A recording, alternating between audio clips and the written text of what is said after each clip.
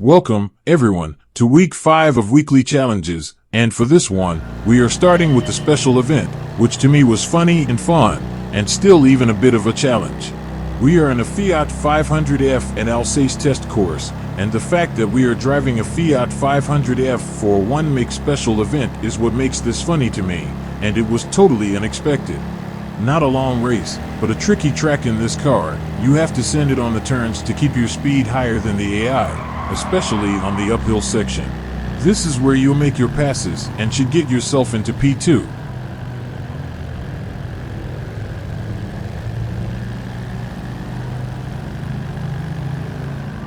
The last turn can be tricky. I lost 2 positions because I didn't brake right and lost a lot of speed. I got P2 back not long after. Going around the big bend wasn't as hard as I thought it would be. And I had a pretty decent speed to help me gain on P1.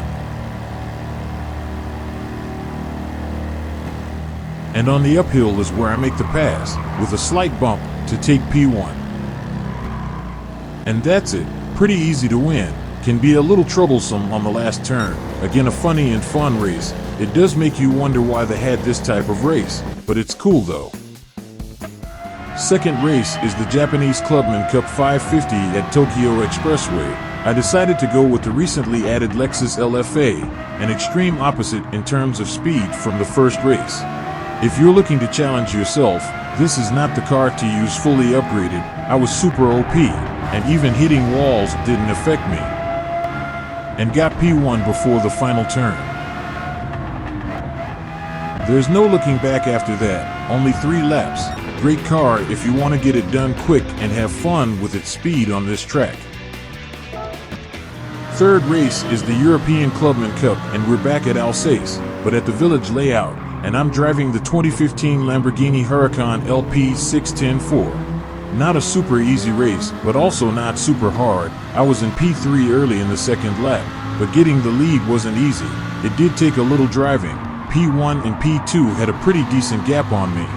I didn't get P2 until the third lap and P1 much later in the lap with a little bump out the way.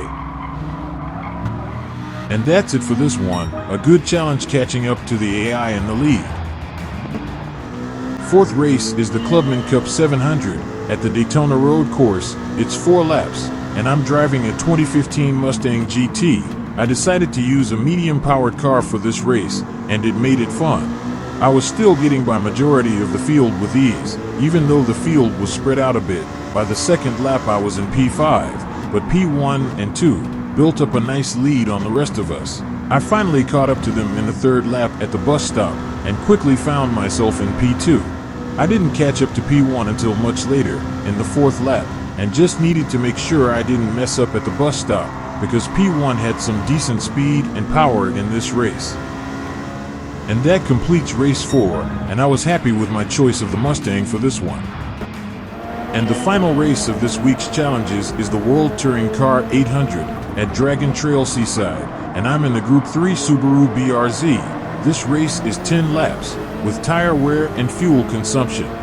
The last race is typically the most challenging. Aside from fuel consumption and tire wear, you need to conserve fuel as well. I have my fuel map at 4, and also figure out when you want to pit. You'll move up the field pretty steadily until you need to pit, which for me was the end of the 5th lap, and all I needed was fuel, because I'm running hard tires to be under 800 pp.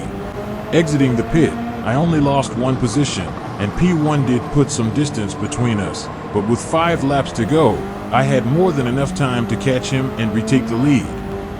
But at the end of the 6th lap, he had to pit, and I easily get back P1, and it was clear sailing to the finish line. Tires were still good, and I put distance on the field now. And here at the end, crossing the finish to complete the week 5 challenges, another group of fun races with the odd Fiat race to begin. Please subscribe, and I'll see you next time.